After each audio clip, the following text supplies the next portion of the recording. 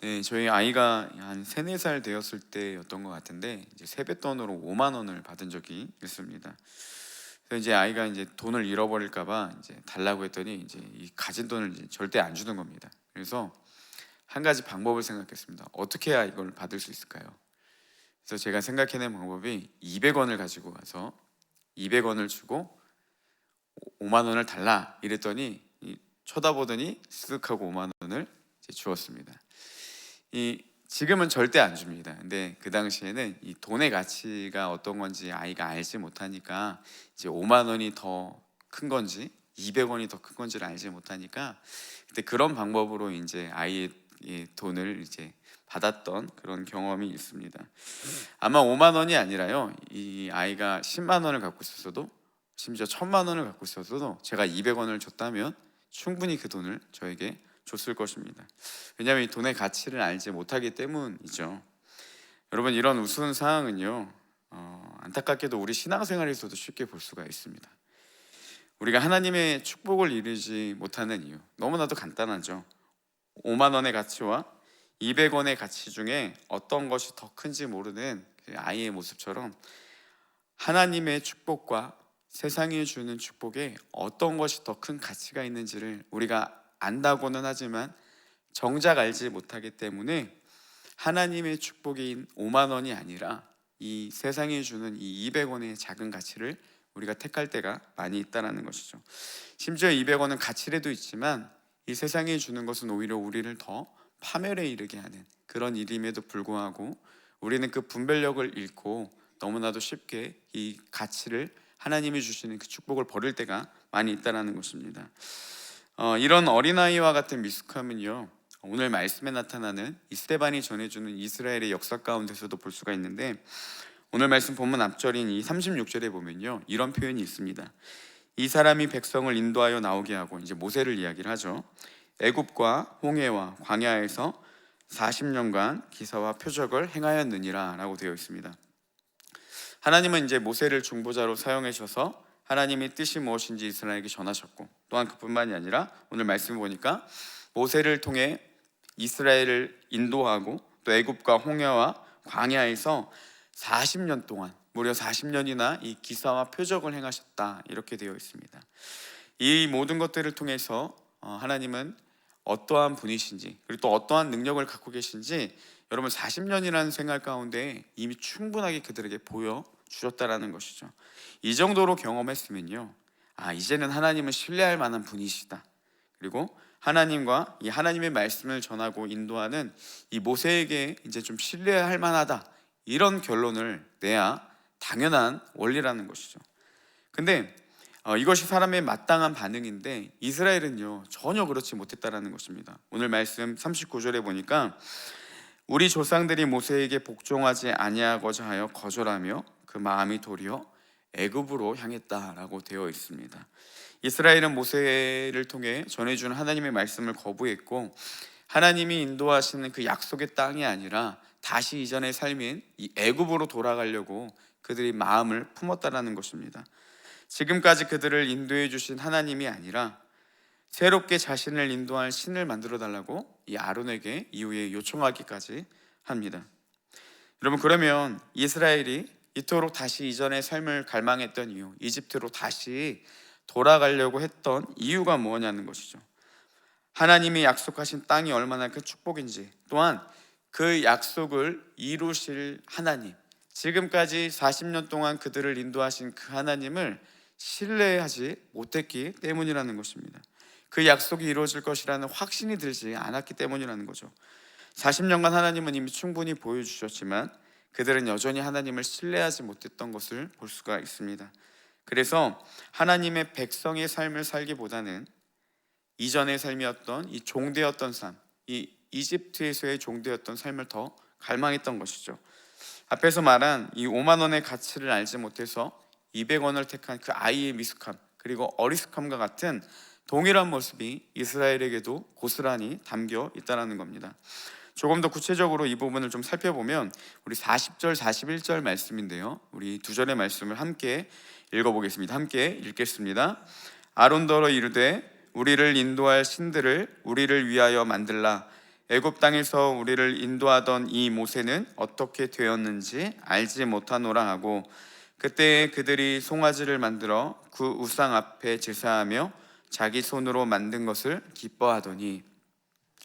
이스라엘의 우상 숭배 모습이 이제 40절 41절에 기록되어 있습니다. 모세가 시내산에 올라가서 이제 하나님과의 시간이 길어지자 이들이 이렇게 이야기합니다. 애굽 땅에서 우리를 인도하던 이 모세는 어떻게 되었는지 알지 못하노라. 그래서 이집트를 갈망했고 우상을 만들어서 눈에 보여지는 것을 보아야 안심하고 비로소 기뻐하던 이런 이스라엘의 무지함을 볼 수 있다는 것이죠. 이스라엘은 불안함을 느끼기 시작했습니다. 하나님에 대한 불안함이 들었다라고도 볼 수가 있겠죠. 모세의 부재를 통해서 하나님에 대한 믿음, 이 신뢰가 무너지자 이스라엘이 내린 두 가지 결정은 다시 이전의 삶으로 돌아가는 것, 그리고 세상에 따르는 방법들, 이전의 세상을 향해 나아갔던 이 다시 우상 숭배에 빠지게 되는 그런 일들이 나타났다는 사실입니다.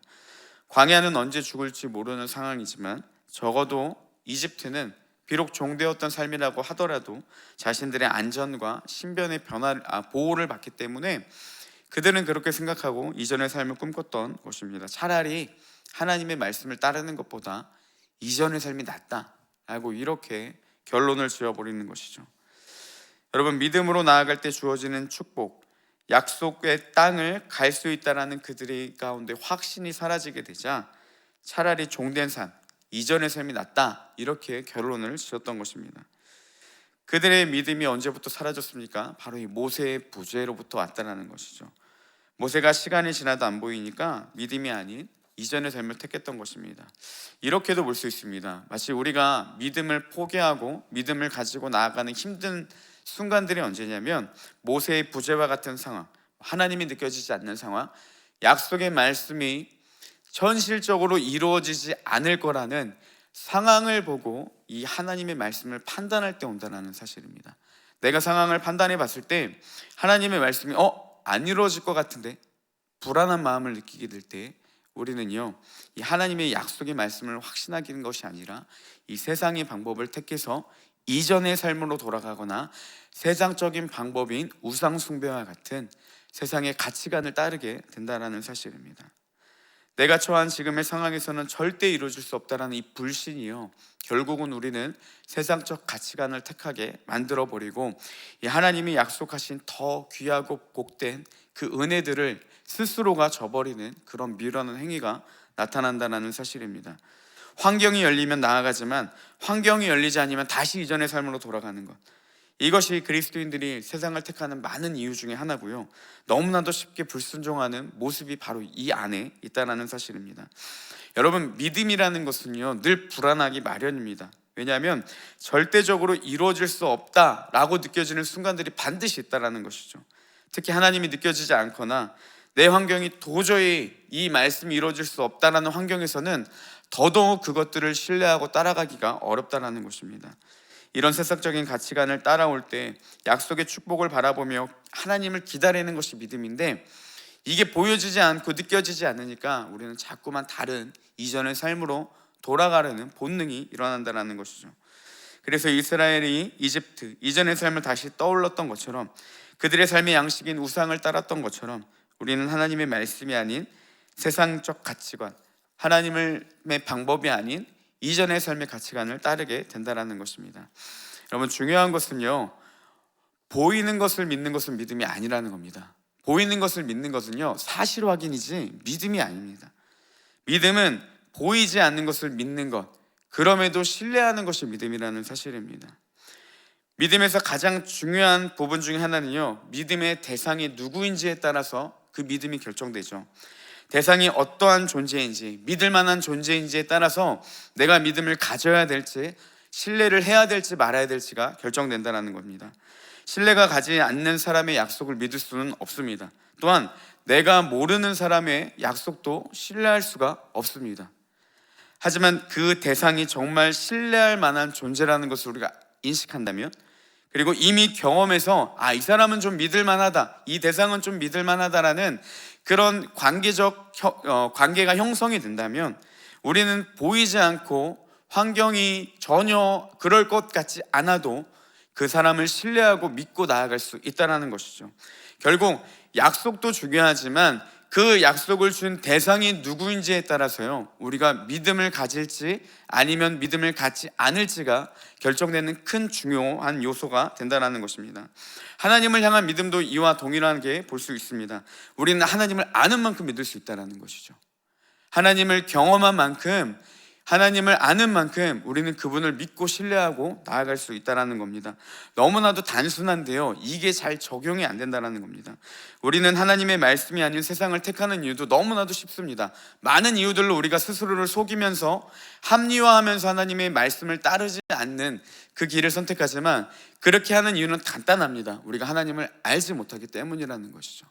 정말 그분을 신뢰할 만한 분이라는 것, 그분의 말씀이 세상에 주는 그 어떤 것보다 가치가 있다는 것, 그것을 안다면, 확신한다면 믿음으로 나아갈 텐데, 문제는 뭐냐면 그 안의 확신과 그분에 대한 그 지식 그리고 알미 없기 때문에 우리는 하나님이 아닌 다른 그 무엇을 택하게 된다는 것입니다. 잠언 저자는요, 이 지혜에 대해서 이렇게 말했습니다. 여호와를 경외하는 것, 그러니까 하나님의 존재를 인정하는 것이 지식의 근본이다, 이렇게 말을 했습니다. 반대로 미련한 자는 뭐라고 표현하냐면 지혜와 훈계를 멸시한다, 이렇게 기록하죠. 즉 하나님의 존재를 모르고 무시하는 자들은 미련한 자고, 하나님을 경외하고, 그러니까 하나님의 존재를 인식하는 것이 지혜의 시작이다, 이렇게 이야기를 하고 있습니다.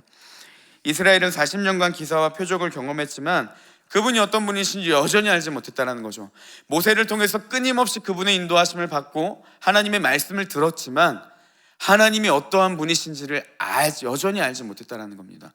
그래서 상황이, 하나님의 말씀이 이루어질 수 없는 상황이 오자 그들은 하나님이 아닌 다시 이전의 삶으로 돌아가서 이집트를 그리워하고 그들이 생했던 삶의 양식, 우상을 숭배해서 우상이 우리를 이끌어준다라는 그 가치관을 따라가게 되었다는 것이죠. 우리 안에도 주어지는 게 뭐겠습니까? 끊임없이 우리 내면 가운데 질문해야 됩니다. 내가 하나님을 정말로 알고 있는지, 아니면 안다라고 스스로 이 기독교라는 종교 문화에 젖어서 안다라고 스스로 속이고 살아가고 있지는 않은지, 매일매일 우리가 하나님을 알고 있는지를 점검하는 것이 굉장히 중요하다는 것이죠. 내 삶의 순종과 믿음의 모습이 나타나지 않는다면 너무나도 간단합니다. 그것은 내가 하나님을 아직 온전히 알지 못한다라는 것이죠. 아니, 내가 하나님을 그만큼밖에 알지 못한다라는 모습이 보여주고 있다는 것입니다. 하나님을 아는 자는 하나님을 신뢰할 만한 분임을 알기에 절대 그 약속을 포기하지 않습니다. 하나님을 아는 만큼 우리는 그 약속을 신뢰하고 나아갈 수 있다라는 것이죠. 날마다 하나님을 가까이 하고 그분과 친밀함을 누리며 더욱더 깊이 하나님을 알아가는 귀한 은혜가 우리 가운데 있기를 소망합니다. 여러분, 이것이요 복음이라는 것입니다. 복음의 핵심이 무엇이겠습니까? 하나님과 원수되었던 우리를 다시 친밀함을 누리게 하는 것. 예수 그리스도께서 이 땅에 오셔서 그 모든 고난을 담당하시고 부활하신 이유는 무엇이냐면 이 축복, 하나님을 누리는 축복을 우리 가운데 주셨다는 겁니다. 그래서 우리는 하나님을 경험하고 알 수 있는 은혜가 주어지게 되었습니다. 근데 그 하나님의 알을 누리지 못한다는 것은 여러분 복음의 축복을 충분히 누리지 못하고 있다는 증거가 된다는 사실입니다. 우리 가운데 허락하신 이 축복은요, 믿고 나아가는 자들에게만 주어지는 은혜입니다. 날마다 이 하나님과의 친밀함을 누리시고 더 깊이 하나님을 알아감으로 느껴지지 않아도 세상의 가치관과 전혀 다른 삶의 양식을 우리에게 요구하는 상황 가운데서도 세상의 방법이 아닌 하나님의 말씀을 따라가 그 온전한 축복을 누리며 삶의 모든 영역들이 하나님을 향한 간증으로 나타나는 귀한 은혜가 우리 가운데 넘쳐나기를 주님의 이름으로 축복합니다. 함께 기도하겠습니다.